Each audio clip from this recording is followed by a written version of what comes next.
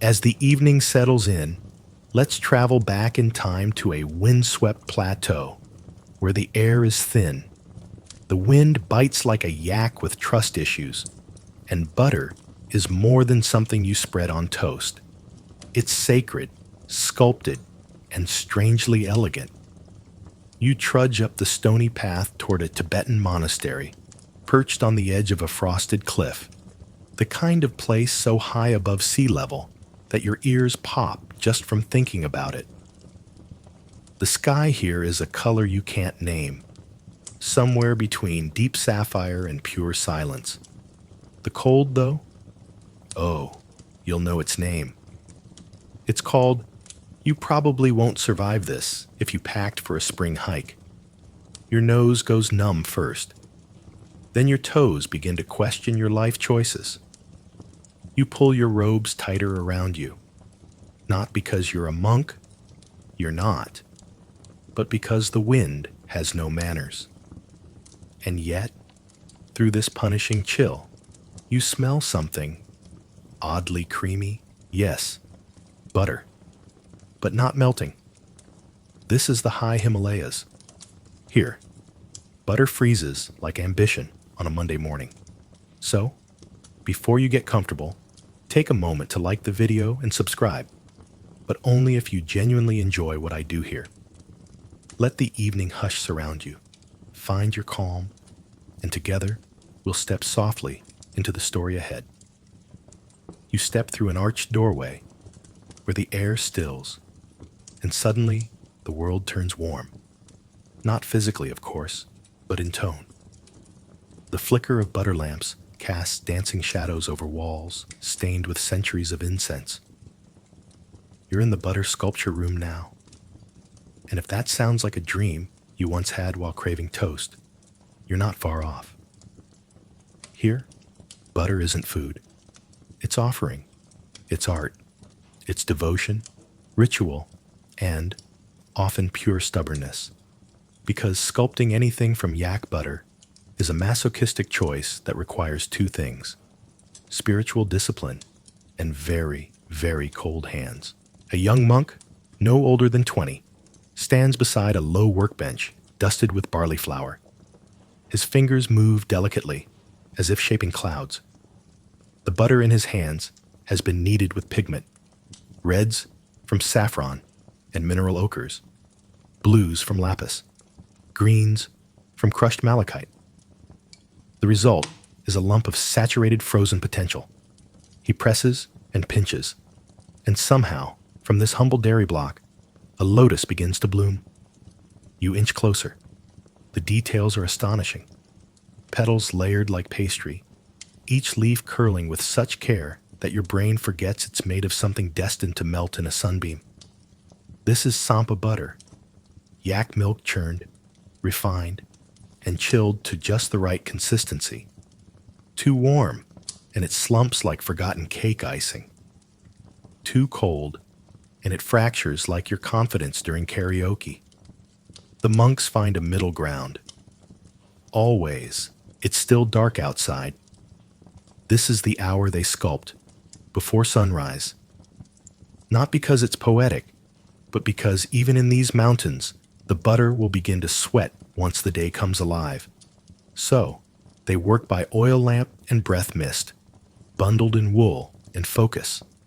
A master sculptor, older than logic and twice as still, approaches from the side.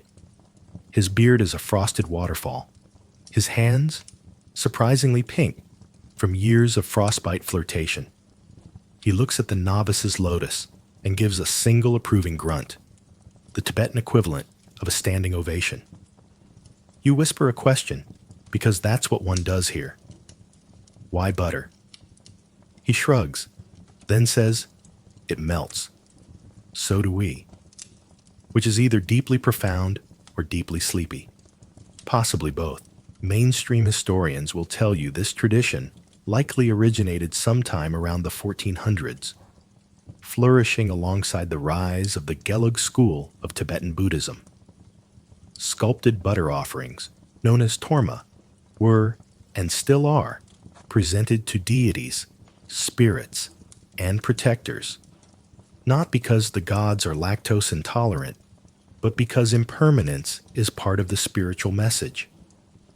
What better way to express the fleeting nature of life than with art doomed to liquefy? That said, no one quite agrees on whether the technique originated in Indian tantric rituals or was adapted from older Tibetan animist customs.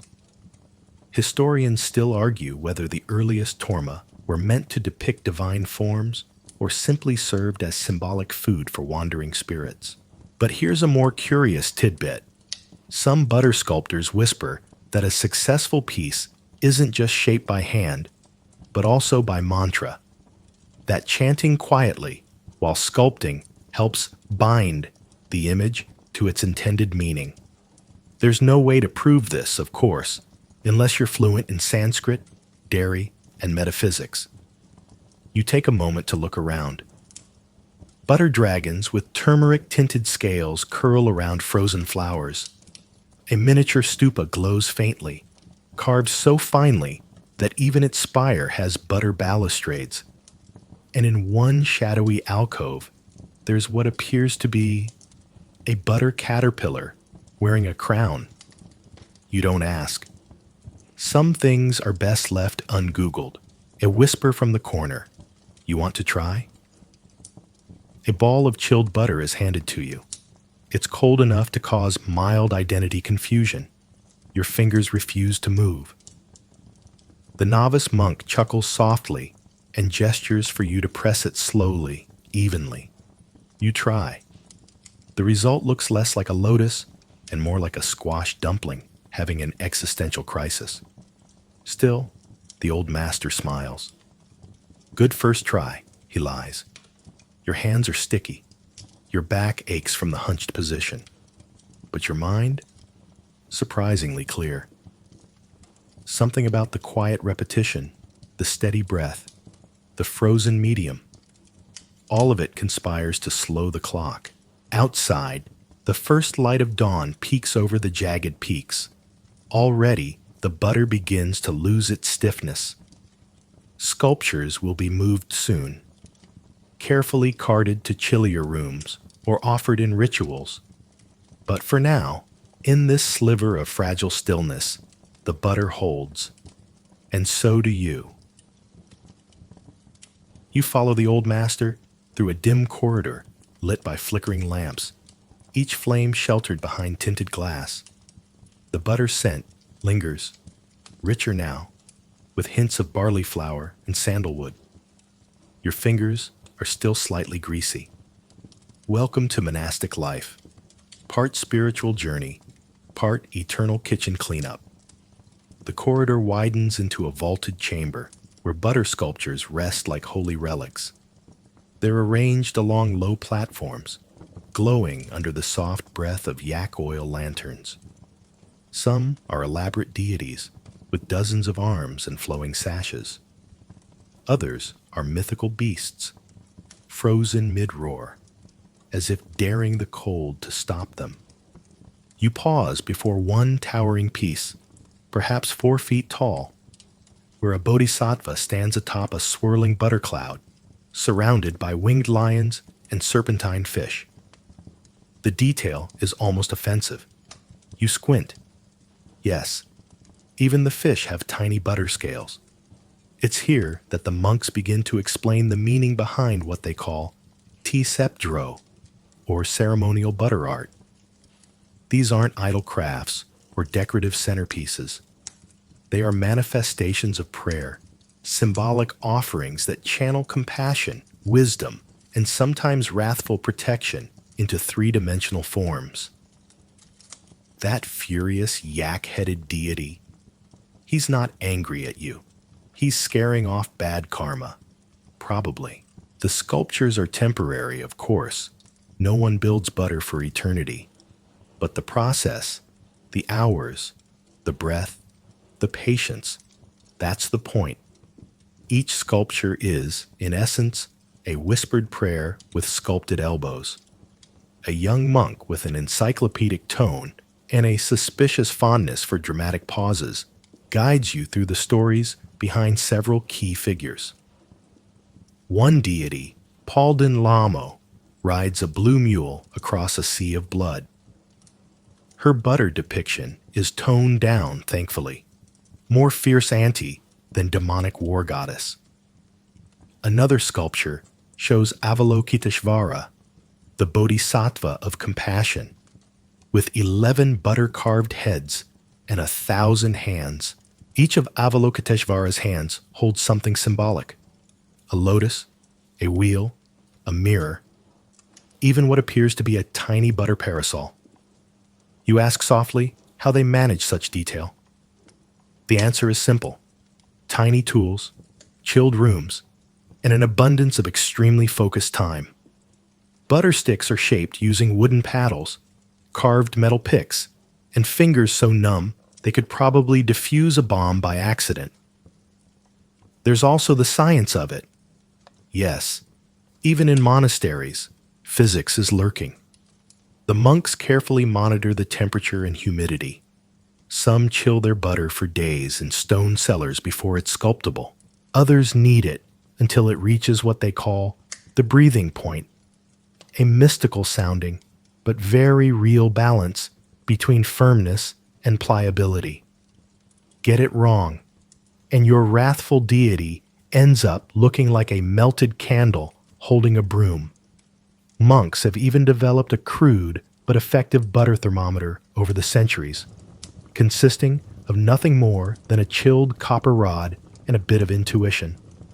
If the butter clings too much, it's too soft. If it snaps, it's too cold. If it sighs and stays, you're golden.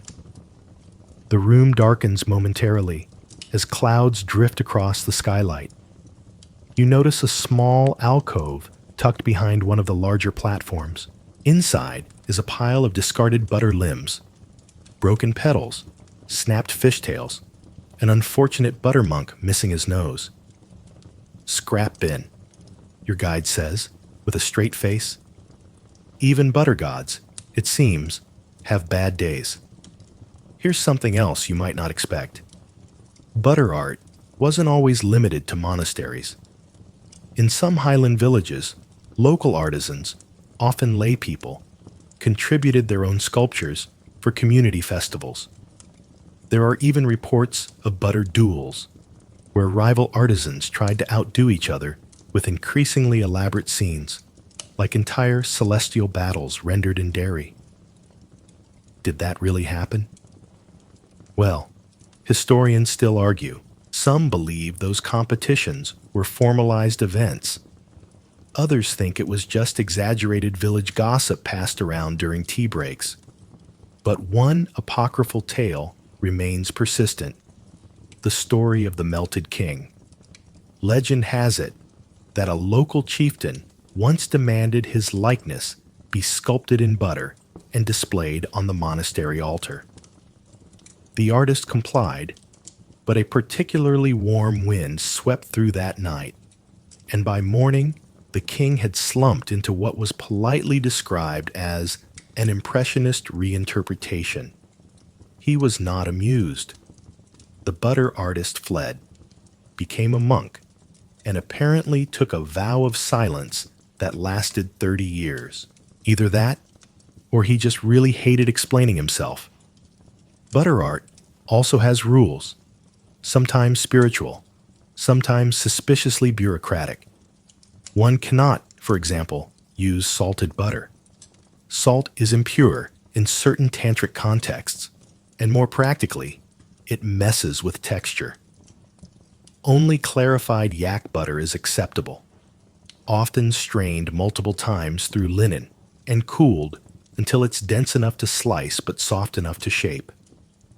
Some monasteries even have their own butter purification chants, believed to align the fat particles with divine order. Yes, you heard that correctly. Sacred emulsification. There's also color symbolism.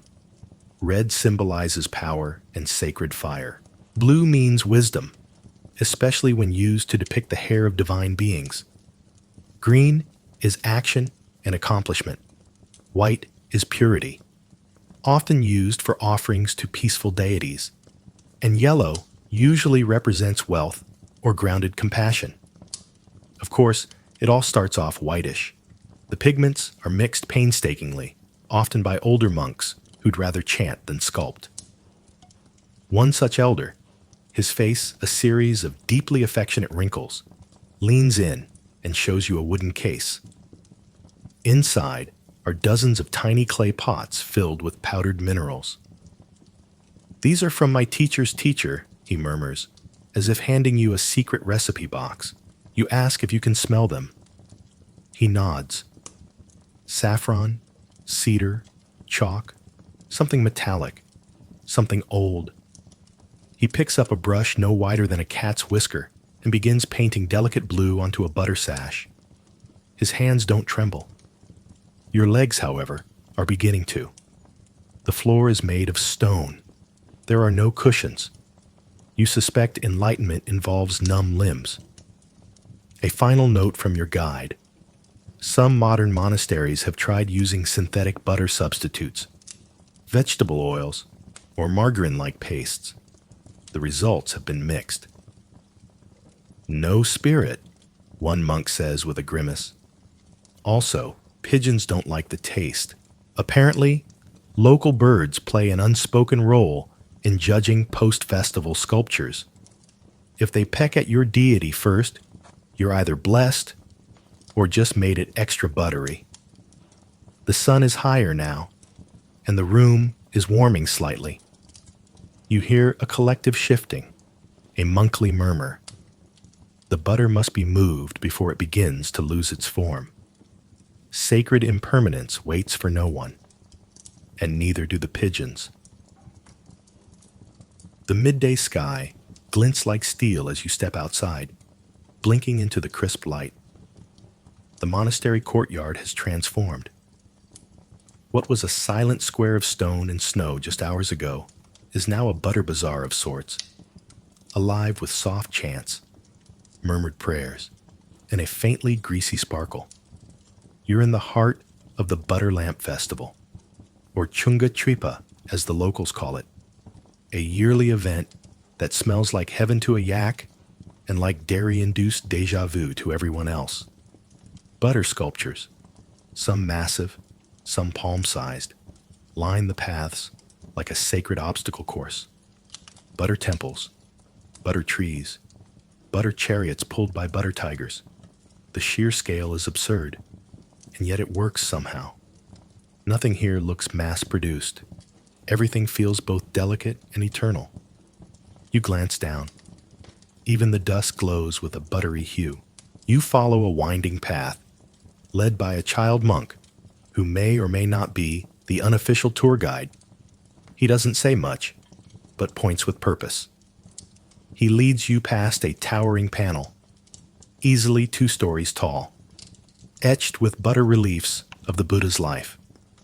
This is the pièce de résistance, made collaboratively by dozens of sculptors over several weeks.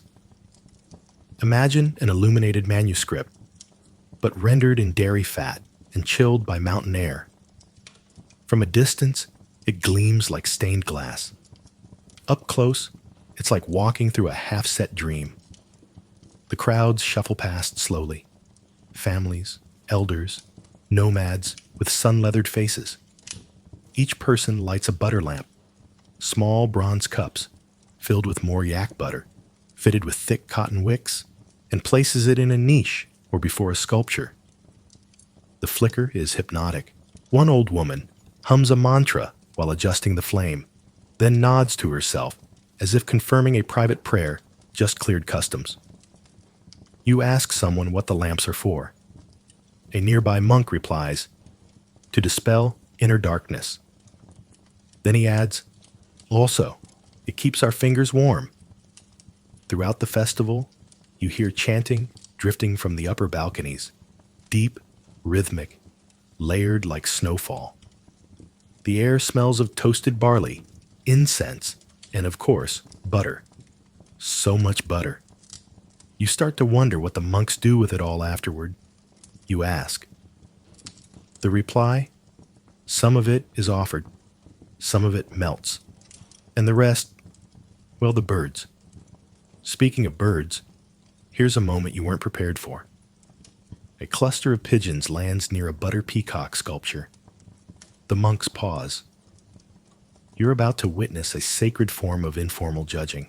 If the pigeons show preference for a particular piece, perching on it, pecking at it, or simply acknowledging its dairy glory, it's taken as a subtle nod from the universe. One pigeon circles the peacock, lands on its butter plume, and stays. A collective murmur rises. The artist, you spot him nervously watching from behind a pillar, exhales like he's just passed a final exam. His pigeon-chosen sculpture will be remembered. But even amid the whimsy and pageantry, the festival carries weight. Each sculpture is a gesture of impermanence. Nothing here is meant to last. By evening, the warmer air will start its quiet work. What once stood tall will begin to lean, slump, soften. Tomorrow, the great panel may buckle like a forgotten souffle. And yet, no one seems bothered. There's acceptance here. You notice it in the way children run past, without fear of breaking anything. You hear it in the way monks chuckle when a butter horse loses a leg. These sculptures aren't failures. They're fleeting triumphs. The high point of the day is the butter lamp procession. Monks and lay people alike carry thousands of tiny glowing lamps through the darkening streets. You join the slow march, cradling your own tiny flame. It sways slightly in the wind, but stays lit. The procession winds through the village, past stupas and stone walls, before returning to the monastery. Lamps are placed in long, glowing rows that pulse with light, like a runway for spirits. Somewhere behind you, a group of children sings a verse you don't recognize. A woman next to you murmurs the words along with them. You catch only fragments. May the light guide all sentient beings across the sea of sorrow. It's strangely moving. You're holding nothing more than a butter-fueled wick, but it feels like holding purpose itself. Like even this small gesture, this quiet act of flame against night, is part of something larger. And then, of course, your lamp goes out. A gust of wind. Typical. You prepare to feel disappointed, but instead, you hear a monk laugh behind you. Now the darkness must carry you, he says gently. You don't know if that's poetic wisdom or just monkly trolling. Either way, you smile. Later, as the night settles in, the sculptures begin to slump. The once majestic peacock now leans drunkenly toward a butter yak, who doesn't seem to mind. The Avalokiteshvara with the 1,000 hands? A few have drooped into his lap. He looks tired, relatable. Villagers begin to leave small food offerings near the fading sculptures. Fruits, rice, barley cakes. One child even adds a candy bar, a modern blessing. The butter gods accept all flavors. You settle near a low wall, watching the slow undoing of beauty. It's not sad. It's gentle, like watching snow fall into water. The monks, too, look on without concern. They'll sculpt again. They always do. And in the distance, a bell rings once, then twice, signaling the close of the festival. But not before one last ritual, the melting. Select sculptures are taken to a ceremonial brazier and melted down with incense and chanting. The idea is that nothing is wasted. Not the effort, not the butter, not the intention. It all transforms. Flame to smoke, form to flow, thought to silence. You watch the last lotus melt. The scent rises, rich. The next morning arrives not with fanfare, but with fog. The peaks have hidden themselves behind a silvery curtain, and the monastery feels softer now, blanketed in stillness, wrapped in steam. Even the butter smell has faded, replaced by the faint aroma of sampa porridge and the ever-present trace of yak fur. You're led to a quieter wing of the monastery, a place away from the sculpture halls and chanting corridors. Here, the walls are bare. No butter lions, no gilded deities. Just stone, a few low stools, and a small fire struggling against the mountain air. At the center sits an elderly monk, bent, silent, and surrounded by bowls of butter in various shades, each with a small wooden tag. He's the last master of a fading butter style, one focused less on grandeur and more on quiet precision. You've come to learn, or at least to observe. Your guide, the ever-cheerful monk from yesterday, gives you a knowing nod. He won't teach you, but he'll let you sit. The master doesn't speak. He gestures instead. You take a spot across from him. There's a flat slate between you and a lump of chilled butter waiting. He reaches for a small tool, more needle than knife, and begins etching fine ridges into a butter petal he's already shaped. You try to mimic him. Yours looks like something stepped on by a yak. He doesn't correct you. He just carves another. This is not school. This is osmosis. Eventually, he does speak. 3 words. It listens back. You pause. The butter? He nods. You think he's joking. He is not. What he means, or what you decide he must mean, is that this art isn't just about imposition. It's about conversation. The butter tells you what it wants to be, which sounds like a lovely metaphor until you realize it also means sitting still for 45 minutes, staring at a butter swirl, waiting for it to make up its mind. But eventually, something clicks. Your fingers start to find a rhythm. Thumb here, press there, breathe evenly. The butter petal begins to curve, not beautifully, but confidently. You smile. And then, of course, it splits down the middle. He raises one eyebrow. Now it's a leaf, he says. You laugh. He does not. Monastic humor is hard to read. In this quiet room, you learn the little things. How to warm the tools near your skin without softening the butter. How to mix pigment using crushed turmeric and barley water. How to breathe through your nose to steady your hands. The master offers you a pigment bowl, deep blue, like a glacier shadow, and you hesitate. But he nods, and you dip your fingers in. The pigment stains your skin. It probably won't come out for a week. You'll explain this later to confuse people at airports. But for now, it's a badge of honor. He shows you an old wooden case tucked beneath the bench.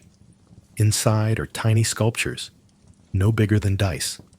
Butter foxes, butter fish. A single butter snowflake that looks impossibly sharp. From my teacher, he says, no one makes them like this anymore. You ask why not? He shrugs. Takes too long. People want faster now. And just like that, the melancholy sneaks in. This is a dying art. Not entirely gone, not yet, but fading.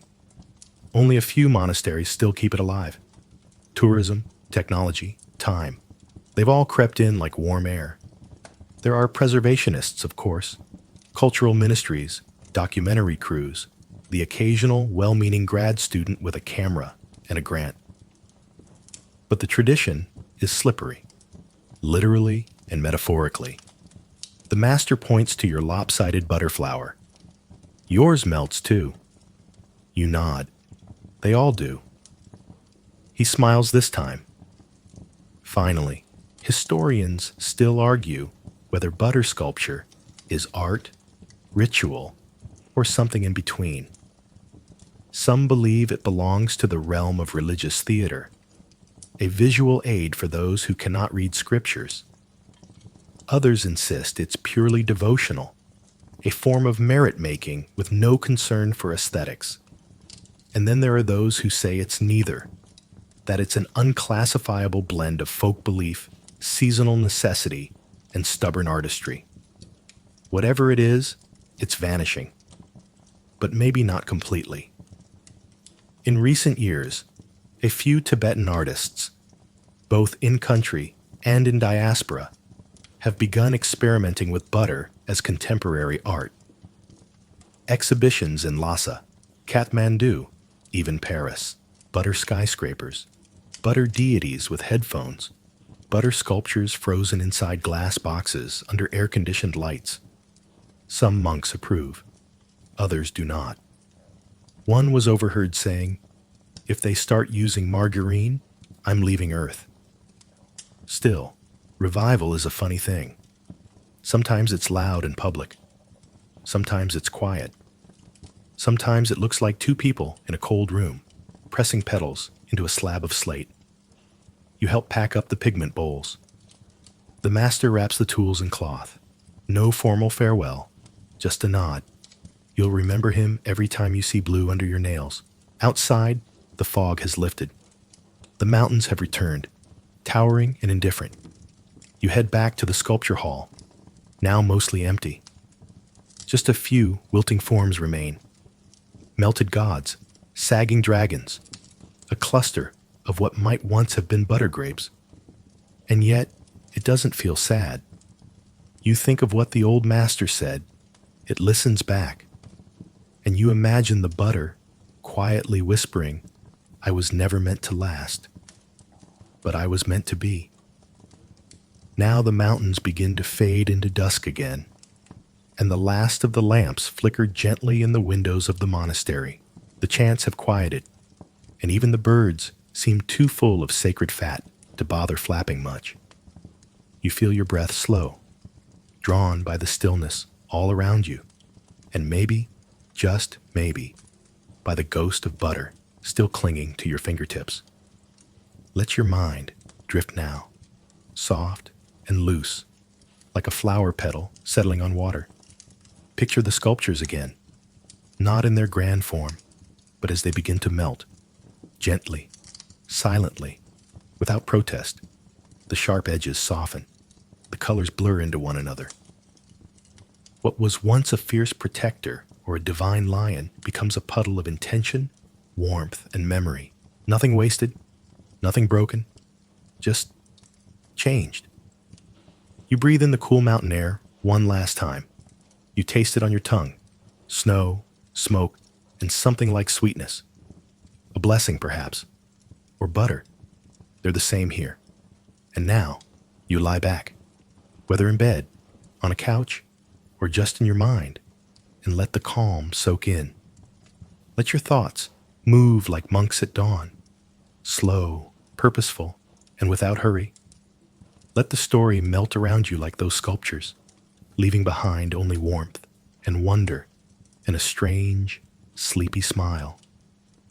Nothing here asks to be remembered perfectly, only to be felt gently.